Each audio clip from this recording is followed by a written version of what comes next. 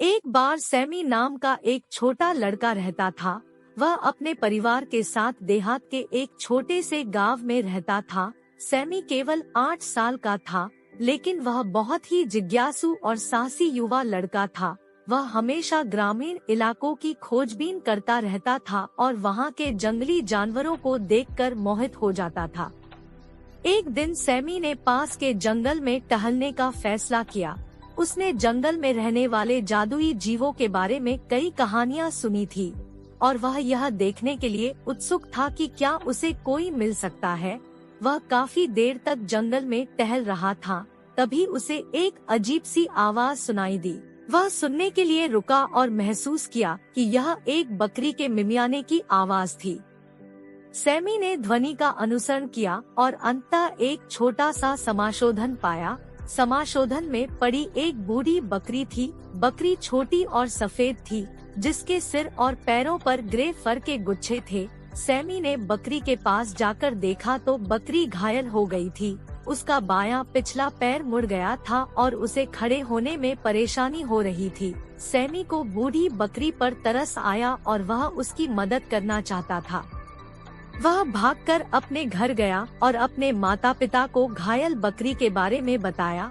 उसके माता पिता बकरी को घर वापस लाने के लिए तैयार हो गए। वे बकरियों की अप्रत्याशित प्रकृति के कारण थोड़े आशंकित थे, लेकिन सैमी की उत्सुकता और उत्साह ने अंततः उन्हें जीत लिया।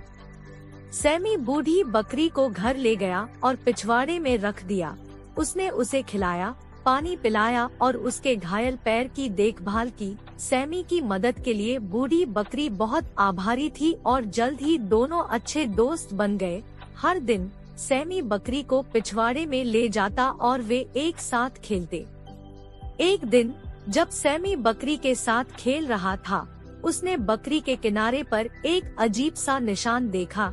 यह बीच में एक तारे के साथ एक छोटा सा घेरा था। सैमी को यकीन था कि उसने इसे पहले नहीं देखा था, इसलिए उसने बकरी से इसके बारे में पूछा।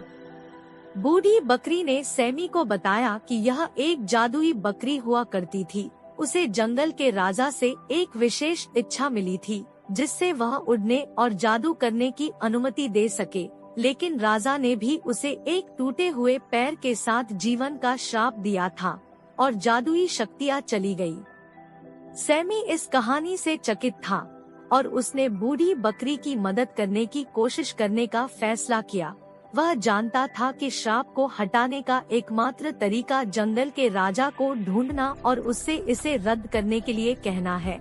इसलिए वह जादुई राजा को खोजने के लिए दृढ़ संकल्प के साथ बूढ़ी बकरी को साथ ले गया। उन्होंने ऊपर नीचे ढूंढा, पर राजा का पता न चला।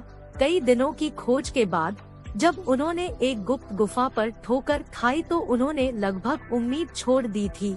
गुफा हर तरह की जादुई कलाकृतियों से भरी हुई थी और सैमी को पता था कि उन्हें सही जगह मिल गई है। गुफा के पीछे उन्हें जंगल का राजा मिला। वह बूढ़ा और बुद्धिमान था। उसकी लंबी सफेद दाढ़ी और सिर पर पत्तों का ताज था। सैमी को देखकर राजा हैरान रह गया, लेकिन वह जानता था कि वह क्यों आया है। उसने सैमी से कहा कि वह बूढ़ी बकरी से श्राप हटाने को तैयार है, लेकिन केवल तभी जब सैमी एक परीक्षा पास कर सके। परीक्षा सरल थी। सैमी को बकरी के प्रति अपनी मित्रता और वफादारी साबित करनी थी। राजा ने सैमी से एक विशेष फूल खोजने को कहा जो केवल सर्दियों में ही खिलता है। यदि सैमी फूल को राजा के पास वापस ला पाता तो श्राप हट जाता। सैमी ने काफी दिनों तक खोजा, लेकिन उसे फूल नहीं मिला। वह हार मानने ही वाला था कि उसे बूढ़ी बकरी से ठोकर लग गई। वह फूल को खोजने में कामयाब हो गया था और उसे वापस सैमी के पास ले आया था। बूढ़ी बकरी सैमी के प्रति वफादार थी और उसे दोस्ती का सबूत मिल गया था जो राजा ने मांगा था। राजा बहुत प्रसन्न हुआ और उसने बकरी से श्राप हटा लिया। बूढ़ी बकरी बहुत खुश हुई। उसका पैर ठीक हो गया और वह फिर से उड़ने और जादू करने में सक्षम हो गया। सैमी और बूढ़ी बकरी ने अपनी जीत का जश्न मनाया और घर लौट आए। उस दिन से बूढ़ी बकरी सैमी और उसके परिवार के पास रहने लगी। उन्होंने एक साथ कई कारनामों का आनंद लिया और उनकी दोस्ती हर दिन मजबूत होती गई। बूढ़ी बकरी एक वफादार दोस्त थी और यह सैमी और उसके परिवार के लिए बहुत खुशी और जादू लेकर आई। उन्होंने अपनी जादुई बकरी का जश्न मनाया और श्राप को उठाने के लिए जंगल के राजा को धन्यवाद दिया।